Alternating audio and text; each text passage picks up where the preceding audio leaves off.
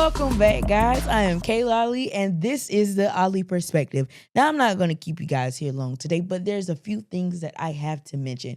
First off, this week we kicked off the WNBA tip-off, and we had some great games. We had some great action, and there are some teams that I think that we should. There is a team specifically I think that we should keep an eye out on: the Washington Mystics, with rookie Kiki Inefrin. I'm so sorry if I'm butchering her last name, but I would just be referring to her as Kiki.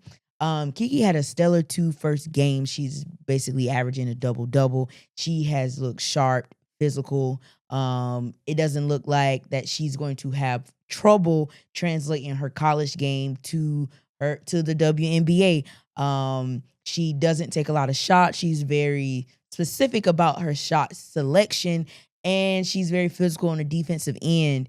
I'm excited to see her continue and grow. And then on the other hand, Sonia Critton, she has also looked really good for the Washington Mystics. And this team looks to be a young team with a good mix of veterans in the mix as well that can help lead them and guide the young talent.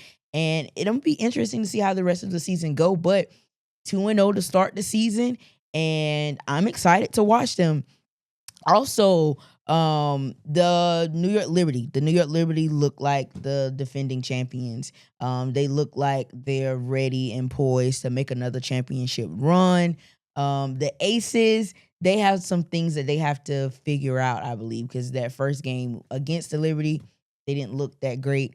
Julie Lloyd came alive in the second game of the season, scoring 20 points. And, of course, A'ja Wilson, reigning MVP of the league. She looks every bit of MVP ready. I think that team just kind of has to learn how to gel and how to fit all the pieces together. I mean, they have the talent when you look at that roster. I don't know if that's the roster that's going to be able to compete with the Liberty or the Minnesota Lynx going further into the season, into the playoffs. But I'm excited to see how that goes and how that gels and how that team looks 10 games from now. The LA Sparks, with the trade that they got, with the player that they got from the Kelsey Plum from the Aces, I mean, she lit up the scoreboard her first game with the Sparks. I think she wanted people to remember who she was and show people how good she can be. So shout out to her with her debut with the LA Sparks. And I can't wait to see Sanaya Rivers. I think I'm saying her first name correctly.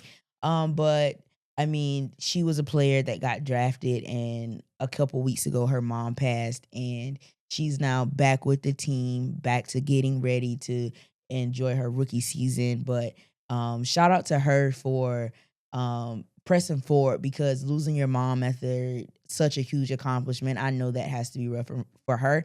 And I'm sending lots of prayers out to her and her family, and for her mental as she goes along through her rookie year. And I'm also excited to see Anissa Morrow whenever she's healthy and she's getting back on the court. So I'm excited for the WNBA season. And I know I'm going to talk about it because, I mean, everybody's been talking about it. But I want to go on record and say this. I do not dislike Caitlin Clark, okay? I do not dislike Caitlin Clark. I think Caitlin Clark is a great WNBA player.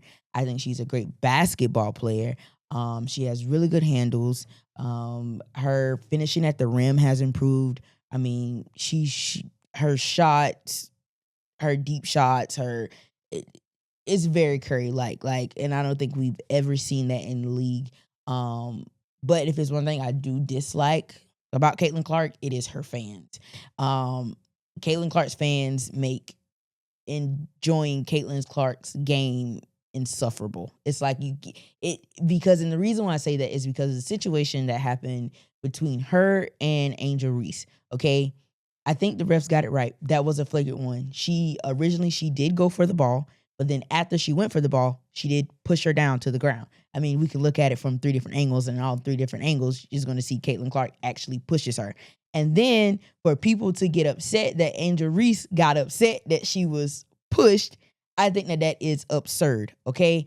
How many times have we watched in the NBA a player gets fouled and they feel like they've been fouled hard, and they get up like they're ready to fight, or that they want to run up in the other player's face. I mean, Kiki, like I said, Kiki in the preseason game when they played against the when she pushed Cunningham, and what did Cunningham do? Soon as Cunningham got up, got right in her face.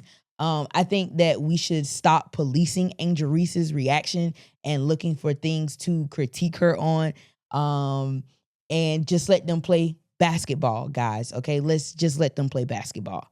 All right, and let's like that was so insane to me. Like, we also, another example, one of the Thompson twins, when he got fouled, he was up in the face and his teammates had to push him back. No one was policing him and saying what he did was obsessive. So I think we should have the same virtue when it comes to Angel Reese, okay? And honestly, with everything that I've seen online from, or even watching the game and hearing people making monkey noises or just shouting things that are obscene, if I am the Chicago Sky, I would not play Angel Reese in any, if they have to face the Indiana Fever again. I'm so sorry. Like, I don't think you should subject your players to things like that, especially things out of your control. And I'm sorry, but Caitlin Clark fans, you guys are insufferable. To the ones who are level-headed, shout out to you guys. Thanks for always, for just letting it be about basketball and nothing else. So yeah, and shout out to Caitlin Clark also for setting a WNBA record for most double-doubles. I think this is like in that second game this is her sixth game with 25 points and 10 plus assists. So shout out to her. Also, shout out to Angel Reese for being the fastest WNBA player to have 450 points as well as 450 rebounds plus. Shout out to her. That is a huge accomplishment for both of those players. So let's keep it about basketball and let's keep it fair. Okay? You can have your favorites, but let's keep it fair across the board for both of those players, because we are going to be watching them for years and years and years. And there are going to be plenty of times that these two face each other. So like I said, let's keep it about basketball and only basketball. All right? And now moving on to the NBA, we are in the conference finals. All four of these teams, three of these teams, this will be the team's first NBA championship if they do win. This will be the Knicks' first championship in literally decades. So shout out to those four teams for making it. In the East, we have the Indiana Pacers and the Knicks. That game will be on tonight. I'm actually going to give that game to both. Have kind of had a break, but I think I'm going to give it to the Knicks this first game. I think the Knicks are going to win this first game, and then I'll come back with, after I see their first game, I'll come back with a prediction of who I think is going to win the series. Now on to the West, we have OKC and the Timberwolves. So OKC showed why they were the number one team in the conference and why they're the number one team in the NBA and why they're the heavy favorites to win the championship this year. I mean, when you have Shai Gilgeous-Alexander, shout out to him for winning the MVP of the NBA. And I mean, you got the MVP on your team. Why aren't you not the favorites? They faced a little bit of adversity at the beginning in that first half against the Timberwolves, but they were able to lock in the second half. Now, I hate the narrative that Shai flops a lot, and that, because I mean, he does flop a lot, but that's not why the Minnesota Timberwolves lost that game. I mean, Ant didn't score any points in that fourth quarter. They shot horrible from three. They got outscored in the paint by 40 points. I believe. They just did not play good in that second half. It was like they gave all they had in the first half and then just completely got demolished in the second half. So they need to figure out how to fix that, as well as figuring out what they can do to beat OKC. But it's just the first game of the series, even though I do think Oklahoma is going to win it in 6. I just think Oklahoma has the better team right now.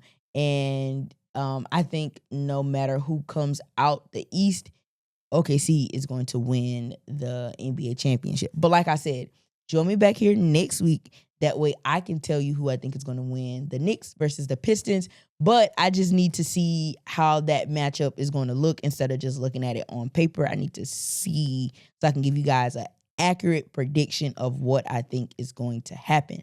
So like I said, once again, shout out to SGA for winning MVP. I mean, the guy averaged 32 points on 52% shooting. So it goes to show you how smart he is in selecting his shots, how he knows what shots to take and what shots not to take, how he's able to help his team. And let's stop this whole narrative of the reason why the Minnesota Timberwolves lost that game or may lose any other games is because of SGA's flopping, okay? Guys, because if we take away his free throws, that score is still 88-104. So he still got blown out. All right, let's not look too much into that, and let's look over at the overall game, okay? And also, before I end it, I do want to say that I just saw that UConn women's basketball just got another pickup from the transfer portal. They got freshman point guard from USC, and I just want to say, sneakily, Gino Auriemma has done a really good job in the portal, and I'm excited to see what that team looks like after just winning the national championship. Okay? But once again, guys, I am Kaila Ali. This is the Ali Perspective. Please make sure you like, comment, and subscribe. Email me your questions. Next episode, we will be answering questions, okay? So please make sure you email them in. Please make sure you like, comment, and subscribe. I look forward to seeing you guys joining me back here next week. All right? See ya.